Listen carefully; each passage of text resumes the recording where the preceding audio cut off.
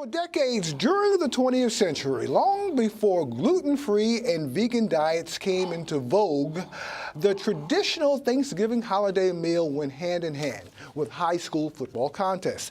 They were a big deal in the metro area back then. Well, that tradition is making a strong comeback, and where they were here with their long ago, there were perhaps maybe one or two games scheduled for the holiday. Local fans have no more than a choice now. They have several games they can check out. Joining me to discuss your pick of high school football games for the Thanksgiving morning and the high school playoff picture is Elio Velez, News 12, Varsity.com. Welcome and good to see you again. Good to see you too, Mike.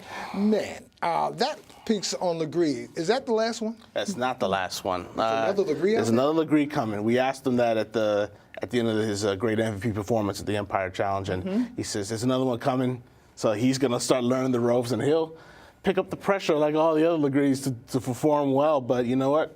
Consider the track record, he's got a shot.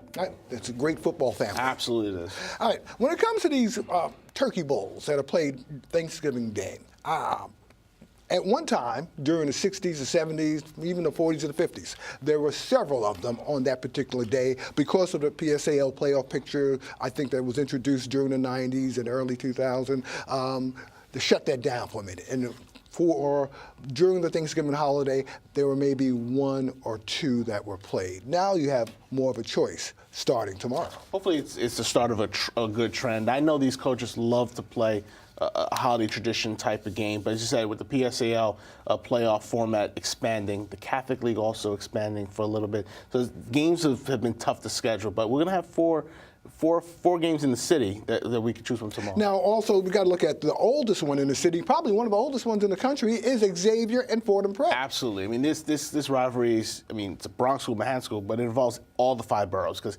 everybody from anybody comes to Xavier, Fordham Prep. 93rd annual game played tomorrow at Fordham University. It's a big-time rivalry. These guys, the whole season comes down to, can we beat Xavier? Can we beat Fordham Prep? It's always a big battle. Right. Also, right here is Curtis High School in New York back in 1967. They played their games at Wiseglass Stadium. Some of them were at New York, and some of them were at Curtis High School. Right. Those games were big. New York, Curtis Farrell, who was a power in the 70s and in the 80s and even to the 90s and 2000s. I mean, those games were big. Right. But since when the format changed, you know, the Catholic City format and all that, it changed out. And currently, New York is 5-3. They finished 5-3, and Curtis is 8-0. They're getting ready to go into playoffs. But these were traditional games that folks gathered all across Staten Island for to attend. It was basically almost a family reunion in some sort. Absolutely. I mean, great crowds. I know that I've covered Cardinal Hayes, Mount St. Michael, their rivalry games, and there's always 4,000 or 5,000 people. I know at Xavier, there's 5,000 people. It's a great chance for people, young and old, to meet,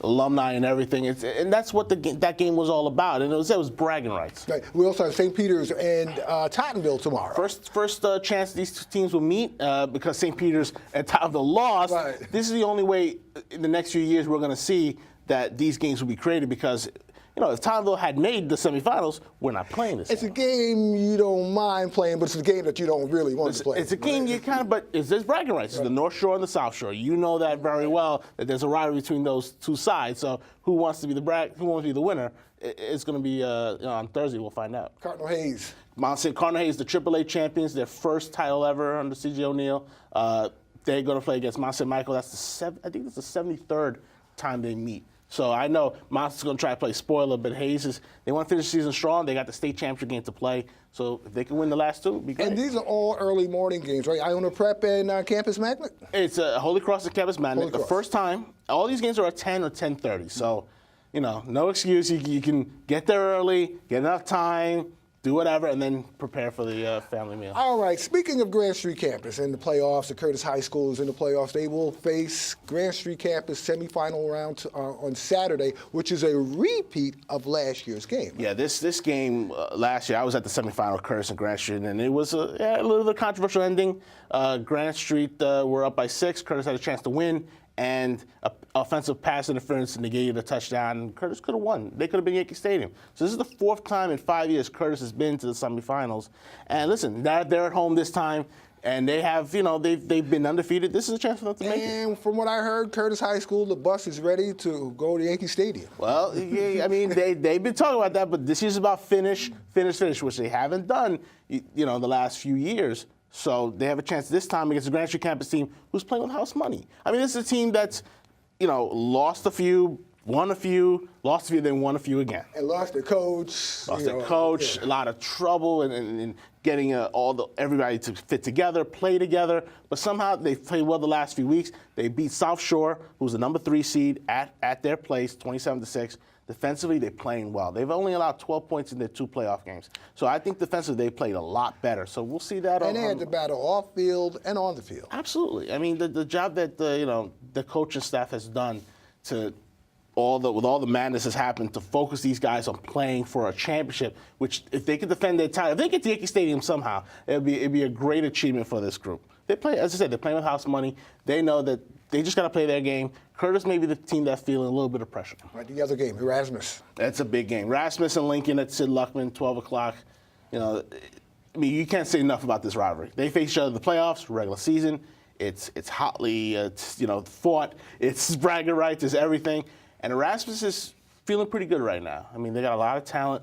They want to win a championship, too. They feel like this is the group that can get them the championship after falling short the last few years. But Lincoln, hey, you can't go wrong with Sean O'Connor. They've won 3 city championships in the last 6 years. It's a team that knows how to play in pressure situations and playoff situations. So I expect a real tough game.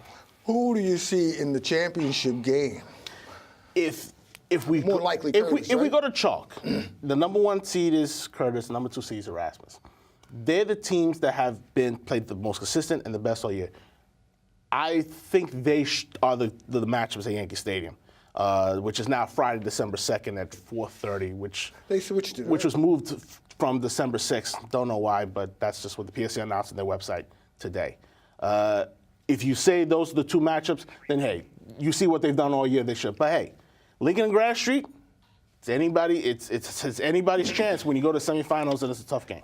If Grand Street gets to the championship round, it says a lot about the players and the team, the coaching staff, despite all of the headache.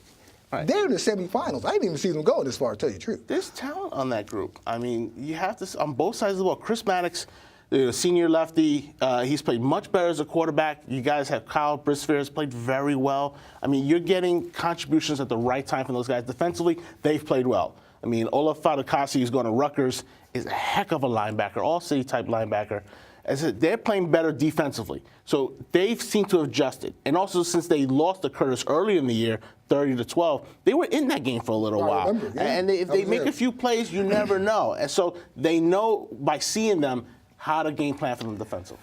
Coach of the year.